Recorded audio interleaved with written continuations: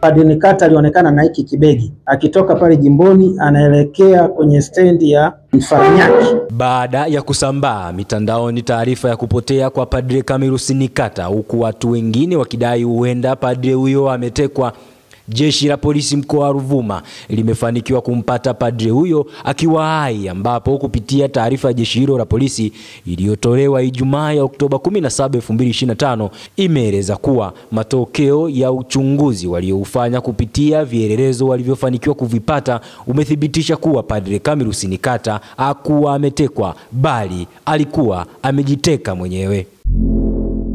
Padre huyo alipatikana akiwa hai katika mashamba ya Ntiangimbore yaliyopo halmashauri ya Madaba, wilaya ya Songea, mkoani Ruvuma. Kwa mujibu wa kamanda wa polisi mkoani humo, Marco Chiria, amesema chanzo cha padre huyo kujiteka ni msongo wa mawazo, madeni na mahusiano. Hapa kamanda Chiria anaeleza. Jeshi la polisi mkoa wa Ruvuma ilitoa taarifa ya kupotea kwa Padri Camillus Nikata wa jimbo kuu Songea, ambaye pia ni mhadhiri wa chuo kikuu cha Mtakatifu Agustino Tanzania, yani SAUT Mwanza.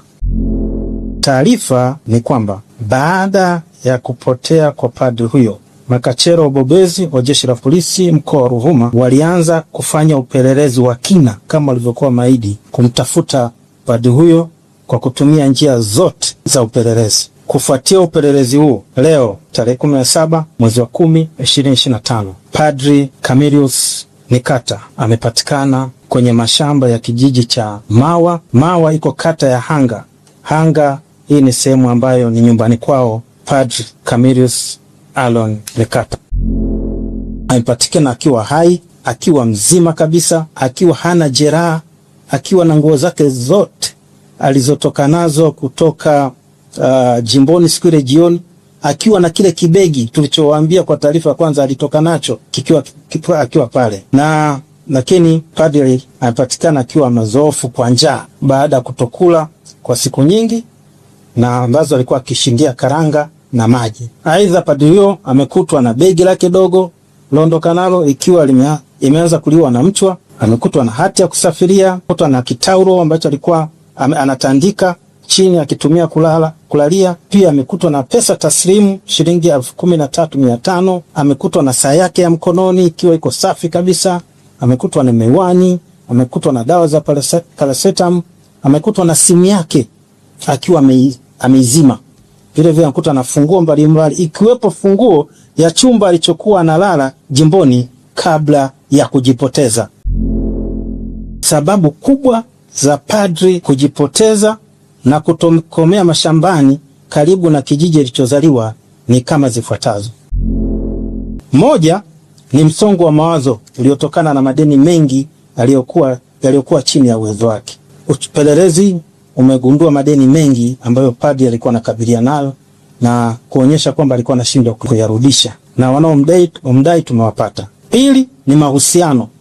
Padri aliachwa na mpenzi wake aliyekuwa naye kwa muda wa takriban miaka 9 na ambaye alikuwa anamhudumia kwa gharama kubwa, ambapo mwezi wa 7 mpenzi wake huyo aliamua kuachana naye. Lakini tulipofuatilia tuligundua kwamba kwa kipindi cha mwezi Juni mpaka Septemba padri alikuwa amemhudumia mpenzi wake huyo kwa shilingi zaidi ya milioni 39 akizitoa kwenye akaunti yake ya CRDB. Sababu ya tatu ya padri kujipoteza ilikuwa ni maradhi. Padri Nikata kwa muda mrefu alikuwa anasumbuliwa na pressure ya macho na alifanikiwa kufanyiwa operation ya jicho moja, na sasa alikuwa anahitajika kufanyiwa operation ya jicho la pili, lakini alikosa fedha kutokana na matumizi makubwa ya kumhudumia huyo mpenzi wake ambaye ana miaka 28 tu. Sababu ya 4, padri huyo alikuwa ameamua kuacha kazi ya upadri kwa sababu za kiafya, sababu za hayo mahusiano, sababu za hali mbaya ya kifedha, lakini fadha huyo hakupewa nafasi ya kusikilizwa na uongozi wake. Kamanda Chiria anaeleza.